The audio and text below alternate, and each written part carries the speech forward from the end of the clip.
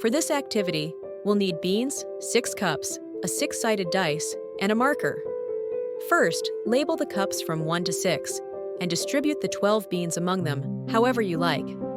Once that's done, we'll roll the dice.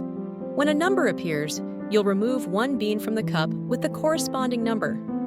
For example, if you roll a 4, take 1 bean out of cup number 4. The first team to empty all their cups wins and shouts, "Beano!" Let's play Beano with a new twist. Each team will now label their cups from 1 to 12 and distribute 24 beans among them however they like. This time, we'll roll 2 6-sided dice. The sum of the numbers rolled will determine which cup you remove a bean from. For example, if you roll a 4 on one die and a 3 on the other, you'll take a bean out of cup number 7, 4 plus 3. The first team to remove all 24 beans from their cups wins and shouts, "Beano!"